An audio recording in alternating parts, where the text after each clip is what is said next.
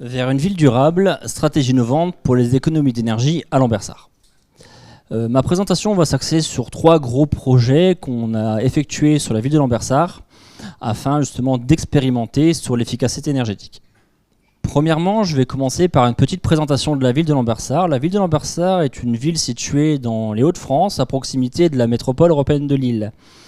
Notre petite particularité sur la ville de Lambersart, c'est qu'il y a 6 ans, nous avons décidé d'installer notre propre réseau LoRa privé afin de pouvoir expérimenter sur pas mal de domaines en fait, liés à l'actualité ou pas. Avec la nouvelle mandature arrivée à la ville de Lambersart, un des piliers de cette mandature est la transition écologique. Avec en plus l'augmentation du coût des fluides, on s'est dit pourquoi pas justement commencer des expérimentations sur tout ce qui est efficacité énergétique. Au cours de cette présentation, je vais vous parler de 3 projets en particulier. Un qui est lié à l'éclairage public, qui est une énorme dépense pour les municipalités au niveau de l'énergie électrique, évidemment. Un également sur le suivi de température des différents bâtiments que peuvent constituer une ville. Et un autre, tout ce qui est les contrôles des équipements qui ne sont pas contrôlables avant à distance. L'éclairage public. Une ville comme Lambersart se constitue à peu près de 3000 gamelles d'éclairage public pour couvrir le territoire, ce qui est déjà assez important. Le tout couplé à 58 horloges de contrôle, de gestion de l'éclairage public. C'est comme ça que ça fonctionne pour contrôler l'éclairage. Et une plateforme de gestion. Alors comment nous est venue l'idée de commencer le projet sur l'éclairage public ? Ça a commencé assez tôt, en fait en 2020, quand il y a eu les coupures nocturnes liées au Covid-19, on était dans l'obligation de rester chez nous en pleine nuit. La ville s'est dit pourquoi pas couper l'éclairage public de nuit, vu que personne ne doit sortir dehors. C'était assez logique, donc on a mené cette expérimentation pour commencer. Une fois que nous pouvons ressortir de nuit, la ville s'est dit pour la biodiversité, pourquoi pas laisser couper justement l'éclairage public. Donc nous avons continué tout ça au fur et à mesure, sauf que quand nous avons commencé cette expérimentation, on s'est rendu de quelque chose. Notre technologie de contrôle de l'éclairage public était assez vieillissante. Pour pas rigoler, c'était des Minitel. Ça fait généralement sourire, alors ça nous a fait beaucoup moins sourire quand on s'est rendu compte, faut savoir. À tel point qu'on réclamait aux habitants qui a un Minitel parce qu'on n'en trouve plus. Donc on s'est dit, il serait peut-être temps de changer, de faire un petit gap d'évolution technologique pour essayer de compenser ce tout petit retard. Moi, c'est Made in France, vous allez dire à Minitel, c'est assez pratique. Le temps de recherche de cette nouvelle techno, on s'est dit, déjà, on va remplacer les gamelles, ça c'est simple, c'est comme changer une ampoule. On va commencer à intégrer de la LED sur l'intégralité de nos candélabres. Et c'est là qu'on s'est dit, voilà, on a trouvé, qu'est-ce qu'on va faire pour des soucis d'économie pure. On va modifier pas des gamelles connectées afin de piloter point par point notre éclairage, ça serait beaucoup trop cher. On va juste modifier les horloges. Et qu'est-ce que ça va pouvoir décoller tout ça ? Actuellement, nous sommes en 2024, nous sommes encore en train de travailler sur cet éclairage public en peaufinant justement toutes ces gestions, en rajoutant par exemple des capteurs de luminosité pour avoir une gestion vraiment beaucoup plus dynamique de l'éclairage public. Quels sont nos objectifs dans ce domaine-là ? Le premier objectif de ce domaine-là, c'était le gros gain de temps. C'était comment nous allons pouvoir détecter toutes les éventuelles pannes détectées sur l'éclairage public. Ça évite de déplacer des agents sur site pour rien ou au contraire agir dessus en cas d'ouverture d'armoire, etc. Ça, c'était un des objectifs. Nous pouvions également choisir le suivi en temps réel parce qu'effectivement, l'ajout des gamelles LED, on imagine que ça peut faire des économies, mais c'est mieux de le montrer avec des données. Donc le suivi des données en temps réel est très important pour nous parce qu'on peut anticiper le déploiement des gamelles. Certaines rues consomment plus que d'autres à cause de l'âge des gamelles ou même la quantité de gamelles liées par une armoire parce que chaque armoire n'a pas la même quantité de gamelles connectées dessus.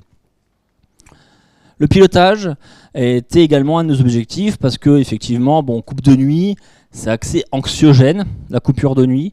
Par contre, on peut tout à fait, grâce à cet équipement-là, choisir de rallumer ou d'éteindre encore plus l'éclairage de nuit. Par exemple, pour des festivités comme Noël, Nouvel An, la fête des voisins, etc. On peut rallumer l'éclairage. Ou encore même, si nous faisons des travaux dans certaines rues et qu'il y a des trous en fait assez conséquents, sans éclairage, c'est compliqué de les détecter.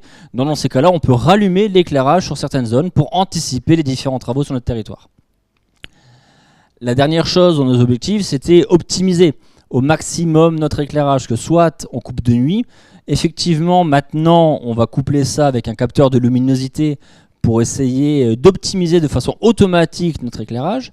Mais au début du projet, on devait modifier l'éclairage en fonction donc, de l'éphéméride, donc le lever et le coucher du soleil. Mais il faut savoir que malgré le lever et le coucher du soleil, il fait encore clair. On l'aperçoit facilement, c'est parce qu'on voit plus le soleil qui fait nuit. Donc on peut, comme ça, au cours de l'année, modifier certains paramètres pour encore, effectivement, générer des économies. Sur notre constat, en fait, sur toutes ces évolutions, alors ce chiffre-là se base uniquement sur l'ajout des horloges. Parce que l'éclairage, la coupure de nuit et le changement des gamelles réalisent déjà une énorme économie d'énergie. En tout cas, on a pu montrer que utiliser de l'IoT dans le cadre de l'éclairage public avait une importance et une efficacité grande sur les économies d'énergie. Le second projet que je vais vous parler, c'est le suivi de température des bâtiments. Une ville comme Lambersart se constitue d'approximativement 70 bâtiments. Alors ils sont divers et variés, on peut avoir des bâtiments municipaux, des administrations. Alors nous on a un château à Lambersart, donc c'est un bâtiment assez ancien, ça consomme beaucoup. Des piscines, des écoles, des garderies, des salles de sport, des musées, voilà, on a une typologie de bâtiments divers et variés. Dans notre projet, on a installé 350 capteurs sur ces bâtiments et encore une fois, on n'a utilisé qu'une seule plateforme de gestion.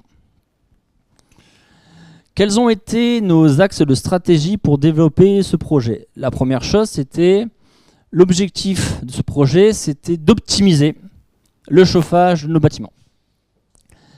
À l'origine, avant ce projet, nous n'avions que 3 ou 4 capteurs de température par bâtiment.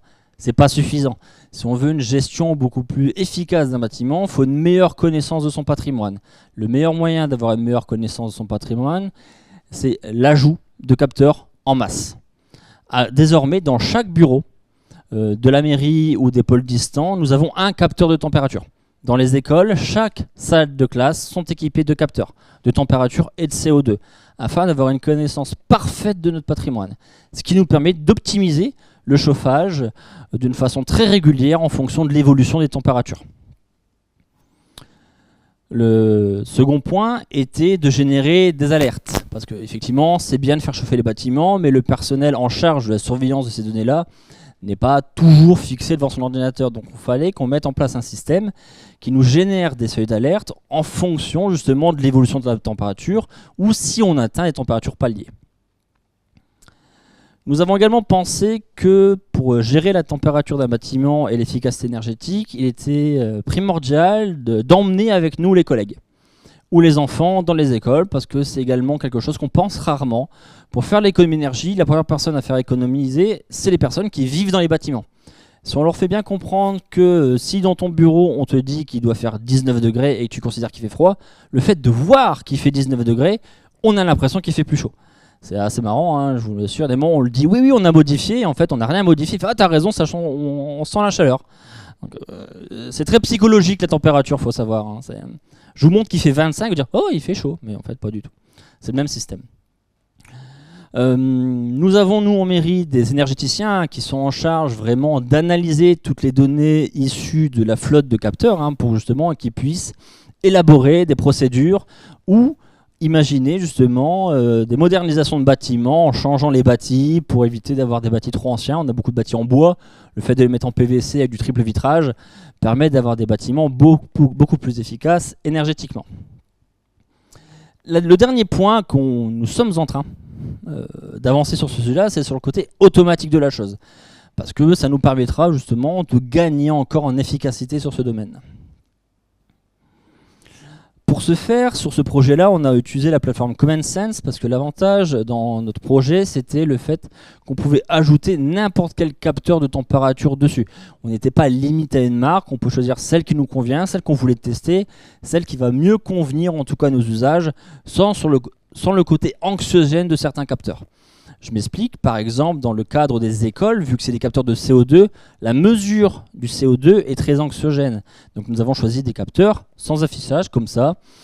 nous pouvons en installer une flotte sans que ça puisse faire paniquer les personnes dans le domaine-là. Donc, les résultats sont assez évidents, hein. La modification et la densification des capteurs de température dans un bâtiment est primordiale dans l'efficacité énergétique. Une meilleure connaissance de son patrimoine nous permet d'identifier les bâtiments qu'il faut privilégier pour tout ce qui est modification des bâtis, changement des toitures, pour avoir des bâtiments beaucoup plus efficaces énergétiquement. Et c'est la seule connaissance de ces données-là qui nous permet d'avancer. Le dernier projet que je vous parlais, alors c'en est plusieurs en fait, ce sont des expérimentations en cours nous avons terminées et qu'on va commencer à densifier sur notre territoire. Donc on va en voir 3 différentes, dans 3 lieux différents. Et encore une fois, on n'utilise qu'une seule plateforme pour gérer tout ça. Quelles sont ces expérimentations que nous avons menées? On a fait une expérimentation sur tout ce qui est la ventilation et le taux de CO2. Une autre qui concerne la climatisation et les serveurs informatiques, et une autre, le chauffage. Ventilation et CO2. Dans cette expérimentation-là, nous avons à la ville de Lambersart une grande salle municipale, hein, qui est là pour les conseils, qui est gérée par une grosse centrale de ventilation qui est allumée H24. La salle n'est utilisée que 7 heures par jour. Déjà, il y a une aberration. Cette centrale ne pouvait être contrôlée que physiquement sur place, par un équipement. On s'est dit, il y a peut-être quelque chose à faire. Donc cette centrale, nous l'avons rendue communiquant via le réseau LoRaWAN en ajoutant en fait un actionneur Modbus directement dessus pour faire le pilote à distance.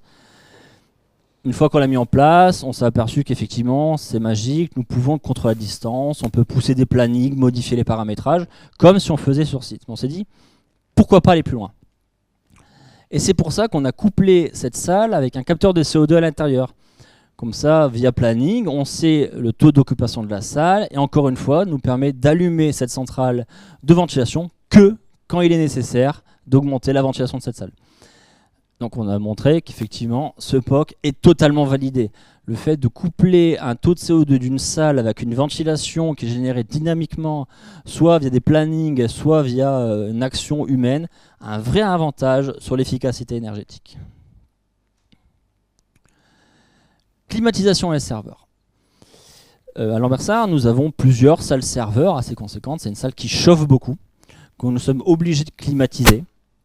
Il y a quelques années à Lambersart,